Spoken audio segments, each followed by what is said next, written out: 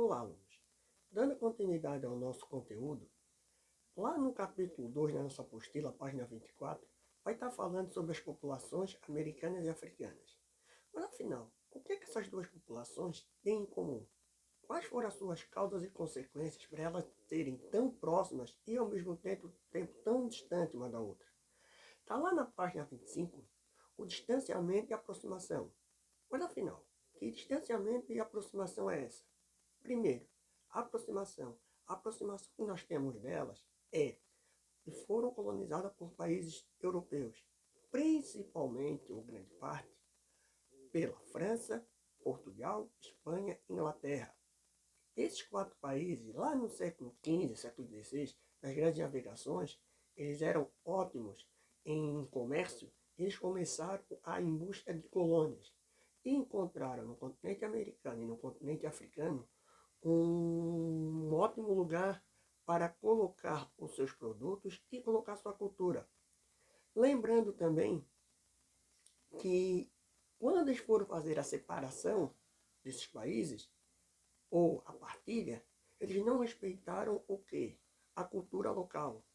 Muitos estavam colocando ou colocaram suas tradições, sua língua, sua culinária, toda a sua cultura nesses países. Ou seja, a população local, ela não teve a oportunidade de continuar com a sua tradição. Foi retirada a sua tradição e foi colocada uma nova. Isso gerou uma série de descontentamento pela população local, fazendo com que havia algumas épocas, ou alguns períodos, conflitos internos, porque eles não estavam de acordo com retirar as suas tradições e suas culturas do seu local, do seu país, da sua região. Nos dias atuais, se nós pensarmos bem, principalmente nesse último século, alguns países, principalmente da América do Sul e alguns países da África, estão retomando a sua tradição, sua língua. É o caso, por exemplo, da Bolívia e do Paraguai. Estão resgatando a sua língua materna, sua língua nacional, a sua língua de origem. Por quê? Porque não estão mais de acordo para manter essa tradição. Porque por um período muito grande da história eles perderam. Então estão tentando resgatar essa tradição. Sabe-se que essa tradição não é tão fácil de se resgatar. E ainda pensando bem nos mais jovens, eles não querem mais ter essas tradições. Eles querem ter uma coisa mais moderna. Porque eles acham que essa língua que era utilizada antigamente, era feia, não está mais na moda. Isso tem uma dificuldade muito grande para a aceitação dessa população mais jovem. Lá na página 28 e 29, nós temos algumas características que eu quero mostrar para vocês, para nós termos um entendimento mais fácil. Vamos lá. Colonialismo. O que é colonialismo? Colonialismo nada mais é do que um país exercer poder econômico, político sobre outro. É o que Portugal, Espanha, os países europeus como um todo fizeram no continente africano e no continente americano em um período muito grande. Ou seja, toda a influência que eles tinham, eles colocaram naquela população local, fazendo com que as tradições locais fossem deixadas de lado. E sem contar que eles eram muito explorados. E essa exploração também nós temos que entender que faz o quê? Não se tem um desenvolvimento igual. O desenvolvimento é desigual. Nós vamos ver por que aconteceu um desenvolvimento em um período no continente americano e outro período no continente africano. Vamos lá. No continente americano, a exploração, o colonialismo, foi do século XV até o século XIX. Nesse período, tudo que se produzia na maioria dos países, grande parte ia para a Europa, principalmente Portugal, Espanha, França e alguma coisa ia para a Inglaterra. Vai se passando esse período, alguns países começam a se tornar independentes. Primeiro Estados Unidos, depois o Haiti, e lá em 1819, 1820, começa uma série de países a se tornar independente. Os países europeus eles não tinham mais o poder que eles tinham antigamente. Então, o que, que acontece? Eles abandonam essas colônias e voltam para a Europa. No continente africano, esse processo de colonização e descolonização foi mais tarde. Foi entre o século XIX e o século XX, fazendo com que essa colonização fosse de uma maneira mais forte, essa colonização fosse mais dura, essa colonização deixou os países relativamente que já não tinham uma estrutura econômica, social, política bem organizada, pior ainda. Eles conseguiram piorar todo esse sistema para eles conseguirem se controlar. Somente pós Segunda Guerra Mundial, a partir da década de 1950, a maioria dos países africanos começaram a se tornar independentes. Enquanto no continente americano, em 1777, os Estados Unidos já é independente e a grande leva dos países americanos é de 1810, 20, começa a ter a independência, o continente africano é somente a partir de 1950, 60. Olhem a diferença que dá o desenvolvimento de um país para estar organizado, centralizado e de anseio para a população do outro país. Por isso o continente africano, em alguns quesitos, estão muito atrás do continente americano. Por quê? Porque eles foram por muito mais tempo explorados.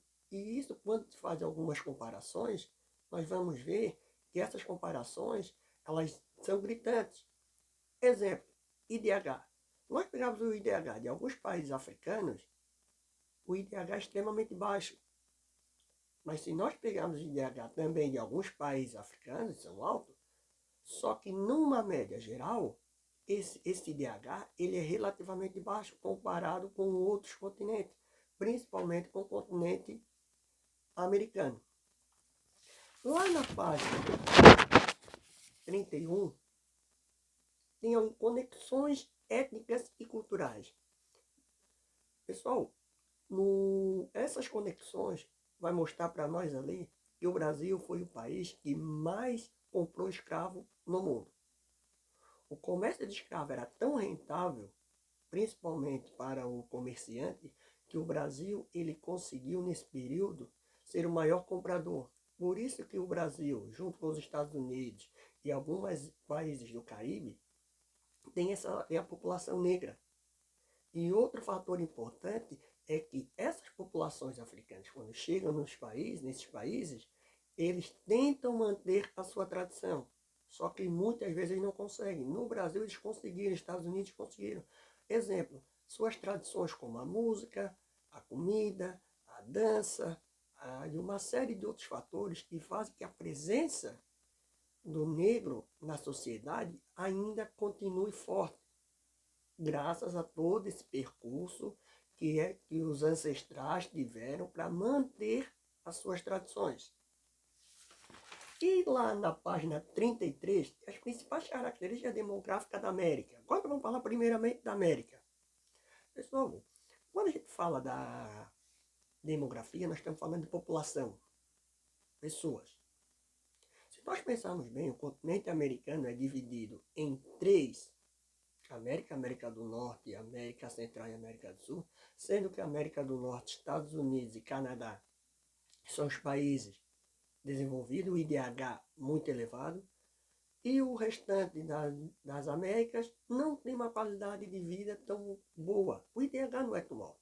Isso vai ter sérios problemas com saúde, educação, segurança, moradia, emprego. Eles não vão ter um IDH tão alto como os Estados Unidos e Canadá. Porém, se nós pegarmos o do continente africano, nós vamos notar que, salvo um país ou outro que tem um IDH alto, eu quero chamar a atenção para vocês, lá na página 1937 sobre a África do Sul, sobre o apartheid. O que foi o apartheid? O apartheid foi um movimento liderado por Nelson Mandela para acabar com a segregação racial que existia na África do Sul. A África do Sul tinha uma segregação racial extremamente difícil, cruel, degradante.